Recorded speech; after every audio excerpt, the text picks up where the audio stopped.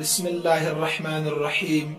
एक सवाल पूछा गया था कि नौ मौलूद बच्चे या बच्ची के कान में जो अजान और इकामत पढ़ी जाती है, तो अजान पढ़ने वाला, इकामत पढ़ने वाला जिस अखलाक और किरदार का, जिस मिजाज का मालिक होता है, उसके अंदर जो सालिहियत और सलाहियत होती है, क्या वो तमाम चीज़ें बच्चे के अंदर भी मुंतकिल होती है? यानी जब बच्चा बड़ा होता है तो क्या उसके अंदर भी वही सारी चीज़ें जाहिर होती है जो अजान पढ़ने वाले के अंदर थी?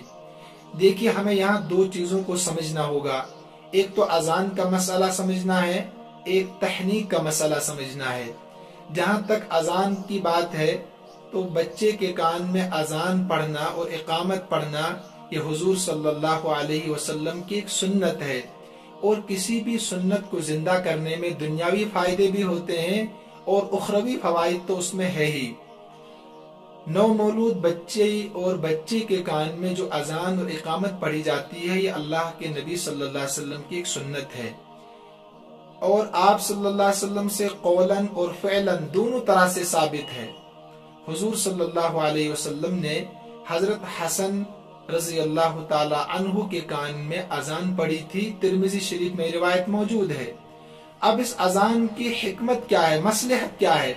इसकी बहुत सारी हिकमतें और मसलहतें हो सकती है, लेकिन जहाँ तक हदीस में हमें मिलती है वो तीन मसलहतें हैं। पहली मसलहत तो ये है कि अजान पढ़ने के बाद शैतान दूर भाग जाता है, उसके अंदर ये बर्दाश्त नहीं होता है कि अजान की आवाज को वो सुने, तो लिहाजा बच्चे को इब्तिदा से ही शैतान के वसवसों से, शैतान के शर से महफूज रखने के लिए अजान पढ़ी जाती है। नंबर दो, इब्तिदा से ही बच्चे के दिलो दिमाग में ये बिठाया जाना चाहिए कि अल्लाह सबसे बड़ा है। अल्लाह की अजमत, अल्लाह की किबरियाई, अल्लाह की वहदानियत को बच्चे के दिलो दिमाग में बिठाना मकसूद होता है। और अजान के कलिमात जो है, इनके अंदर ये तासीर बहुत ज्यादा है, इसलिए कि ये वहदानियत से भरपूर कलिमात है, तो लिहाजा ये भी एक मकसद हो सकता है। नंबर तीन, हजरत हुसैन रजी अल्लाह ताला अन्हु फरमाते हैं कि अल्लाह के नबी सल्लल्लाहु अलैहि वसल्लम ने इरशाद फरमाया कि जिसके यहाँ कोई बच्चा पैदा हो जाए और फिर वो उसके दाएं कान में अजान पढ़े, बाएं कान में इकामत पढ़े, तो बच्चा उम्मुस्सिबियान से महफूज रहता है। उम्मुस्सिबियान बच्चों की यहाँ एक बीमारी होती है जिससे बच्चा सूख जाता है।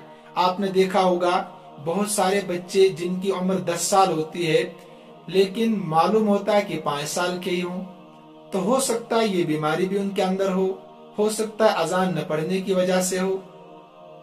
तो लिहाजा ये तीन मसलहतें और ये हिकमतें हमें अजान पढ़ने और इकामत पढ़ने में समझ में आती है कि ये फवाइद इसके हैं। इसके अलावा भी फवाइद हो सकते हैं, लेकिन अजान और इकामत जो पढ़ी जाती है वो बिल मुशाफा होनी चाहिए, बिल्कुल सामने होनी चाहिए, बच्चा सामने होना चाहिए। इसका तरीका ये है कि जब बच्चा पैदा हो जाए तो किबला रुख होकर, अजान पढ़ने वाला किबला रुख होकर बच्चे को अपनी गोद में ले, नहलाने के बाद, और फिर दाएं कान में पूरी अजान पढ़े। जैसे नमाज के लिए अजान पढ़ी जाती है, हय्या अलस सलाह कहते हुए दाएं तरफ मुंह फेरे, हय्या अलल फलाह कहते हुए बाईं तरफ मुंह फेरे, लेकिन कानों में उंगलियां डालने की जरूरत नहीं है। इसी तरीके से पूरी इकामत बाएं कान में पढ़नी चाहिए। और बाज लोग फोन करके कहते हैं कि मोबाइल पर अजान पढ़ी जाए, इसकी कतई जरूरत नहीं है। बाप को खुद पहल करनी चाहिए कि बच्चे के कान में अजान पढ़े। ऐसा कौन सा मुसलमान हो सकता है जिसको अजान याद ना हो, इकामत याद ना हो? कम से कम इस्लाम की बुनियादी चीजें जो इस्लाम के शायर है वो हर मुसलमान को याद होनी चाहिए। लेकिन अगर खुद नहीं पढ़ना चाहता, उससे बेहतर नेक साले इंसान सामने मौजूद है, तो उससे पढ़वाने में भी कोई दिक्कत और परेशानी की बात नहीं है। नंबर 2, तहनीक का मसला है। तहनीक ये अल्लाह के नबी सल्लल्लाहु अलैहि वसल्लम की एक सुन्नत है, लेकिन उम्मत ने इसको बिल्कुल छोड़ दिया है। अजान पर तो अमल हम करते हैं, लेकिन तहनीक का मसला बिल्कुल हम भूल चुके हैं। तहनीक का माना है कि खजूर चबाकर बच्चे के मुंह में डालना, या कोई और चीज चबाकर बच्चे के मुंह में डालना, कोई मीठी चीज चबाकर बच्चे के मुंह में डालना। हनकुन अरबी में तालू को कहते हैं, ऊपर के तालू को हनकुन कहते हैं। इसका तरीका क्या है, उसके फवाइद क्या है? دیکھیے طریقہ یہ ہے، کوئی نیک صالح بزرگ اللہ کا دوست جو ہوگا وہ اپنے منہ میں کھجور کو چبائے گا، اور کھجور چبانے کے بعد اس کو لے کر اس میں تھوک بھی اس بزرگ کا مل جاتا ہے، نیک صالح انسان کا، تو بچے کے منہ میں ڈال دیا جائے، اس کے تالو پر لگایا جائے تاکہ وہ اس کو چوسے اور وہ تھوک اور اس کے اثرات بچے کے پیٹ کے اندر منتقل ہو جائیں، اور پھر اس بچے کے اندر نیکی کے اثرات ظاہر ہوں اور بچے کے اندر وہ صالحیت اور صلاحیت پیدا ہو، وہی بچہ ان بلند اخلاق اور بلند کردار اچھے مزاج کا مالک بنے۔ تو کھجور چبا کر کسی نیک صالح انسان کا جس میں تھوک ملا ہوا ہوتا ہے بچے کے منہ میں ڈالنے کا نام تحنیک ہے۔ اللہ کے نبی صلی اللہ علیہ وسلم حضرت عائشہ رضی اللہ تعالیٰ عنہ فرماتی ہے کہ حضور صلی اللہ علیہ وسلم کے پاس بچے لائے جاتے تھے اور آپ صلی اللہ علیہ وسلم ان کے لیے دعا فرماتے تھے، برکت کی دعا، تاکہ بچہ آگے چل کر نیک صالح بنے، اسلام کا سچا داعی اور سپاہی بن سکے۔ اور آپ صلی اللہ علیہ وسلم تحنیک بھی فرماتے تھے۔ خود حضرت عبداللہ بن زبیر رضی اللہ تعالی عنہ کی تحنیک حضور صلی اللہ علیہ وسلم نے فرمائی تھی، لہذا تحنیک کرانا سنت ہے۔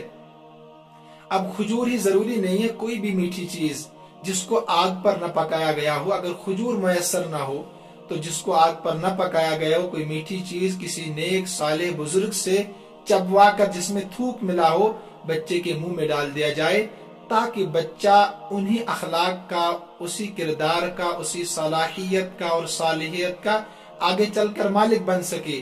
عبداللہ بن زبیر رضی اللہ تعالی عنہ بڑے جب ہوئے تو بڑے کمالات، بڑے فضائل کے مالک بنے جن کا شمار کرنا بڑا مشکل ہے اس وقت، تو لہٰذا تحنیک کا ہمیں خاص خیال رکھنا چاہیے۔ اس دور میں ہم بہت زیادہ کوتاہی کرتے ہیں بچوں کی تربیت کے تعلق سے، حالانکہ ہونا تو یہ چاہیے تھا جب بچہ پیٹ میں ہو تو ماں باپ کو اس بات کی پوری فکر کرنی چاہیے کہ بچے کا نام ہم کیا رکھیں گے، اچھے سے اچھا نام پہلے تجویز ہونا چاہیے، اس کے بعد بچے کے عقیقے کے بارے میں فکر مند ہونا چاہیے، عقیقہ کیسے کرنا ہے۔ اسی طریقے سے بچے کی تحنیک کا مسئلہ ہے کہ کیسا بزرگ ہونا چاہیے، کون سا نیک صالح بزرگ اس وقت موجود ہے جس سے ہم بچے کی تحنیک کرائیں تاکہ کل جا کر ہمارا بچہ بھی نیک صالح بن سکے، اسلام کی آبیاری کرنے والا، اسلام کا صحیح داعی اور سپاہی بن سکے۔ اس کی ہم ماں باپ کی فکر نہیں ہوتی ہے، ماں باپ ان چیزوں کی فکر نہیں کرتے ہیں۔ اس دور میں تو یورپین ڈریس تلاش کرتے ہیں، پتہ نہیں کون کون سی تیاریاں پہلے ہوتی ہے، لیکن جو 10 چیزیں میں نے پہلے عرض کی تھی کسی اور کلپ میں موجود ہے کہ بچے کے تعلق سے 10 باتوں کا ماں باپ کو بہت زیادہ اہتمام اور خیال کرنا چاہیے۔ لہذا تحنیک جس کے اثرات بچے کے اندر منتقل ہوتے ہیں نیک صالح بزرگ کے، اور اذان، ان 2 چیزوں کا ہمیں خاص خیال رکھنا چاہیے۔ امید ہے کہ مسئلہ واضح ہو گیا ہوگا۔ اللہ رب العزت ہم سب کو ان چیزوں پر عمل کرنے کی توفیق عطا فرمائے۔ السلام علیکم ورحمۃ اللہ وبرکاتہ۔